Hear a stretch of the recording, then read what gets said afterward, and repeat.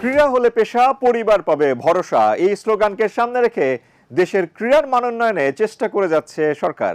তারই অংশ হিসেবে প্রথমবারের মতো জাতীয় দলের খেলোয়াড়দের বেতনের আওতায় আনা। পুরস্কারপ্রাপ্ত খেলোয়াড়, কোচ এবং সংশ্লিষ্টদের অভিনন্দন জানিয়ে প্রিয় খেলাকে পেশা হিসেবে নেওয়ার তাগিদও দেন প্রধানমন্ত্রী তারেক রহমান। ক্রীড়া হলে পেশা, পরিবার পাবে ভরসা, এই স্লোগানকে সামনে রেখে দেশের ক্রীড়ার মানোন্নয়নে চেষ্টা করে যাচ্ছে সরকার। মাননীয় প্রধানমন্ত্রীকে আন্তরিক ধন্যবাদ ও কৃতজ্ঞতা জানাচ্ছি। তারই অংশ হিসেবে প্রথমবারের মতো জাতীয় দলের খেলোয়াড়দের বেতনের আওতায় আনা। এর উদ্বোধন করে প্রধানমন্ত্রী তারেক রহমান জানান, নির্বাচনী ইস্তিহারে জনগণের কাছে দেওয়া প্রতিশ্রুতির বাস্তবায়নের অংশ হিসেবেই ক্রীড়া কার্ড কার্যক্রম শুরু হলো।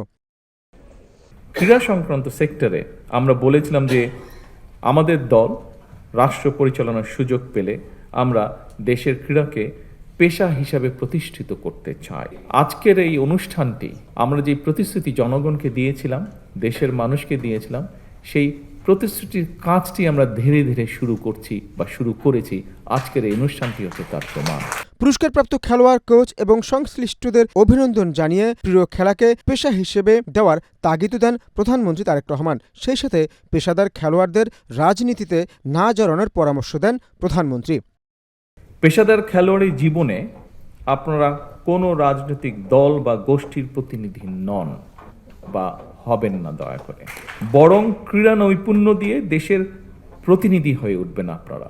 দেশের জন্য সম্মান বয়ে নিয়ে আসবেন, গৌরব বয়ে নিয়ে আসবেন আপনারা। দেশে বিদেশে বিজয় মালা বরণ করে বিশ্বে ক্রীড়া জগতে বাংলাদেশকে উচ্চতর মর্যাদার আসনে আপনারা প্রতিষ্ঠিত করবেন ইনশাআল্লাহ। এ সময় যুব ও ক্রীড়া প্রতিমন্ত্রী আমিনুল হক জানান, ক্রীড়াবিদদের আর্থিক ও সামাজিক নিরাপত্তায় ক্রীড়া কার্ড ঢাল হিসেবে কাজ করবে।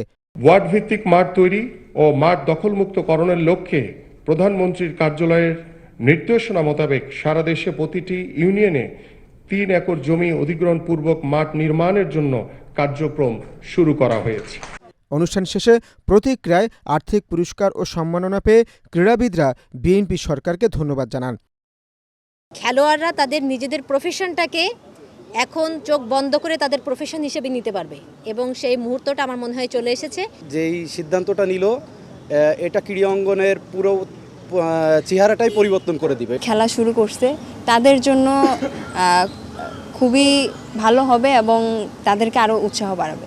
অনুষ্ঠানে জানানো হয় যে সকল ক্রীড়াবিদ বেতনের আওতায় আসবেন।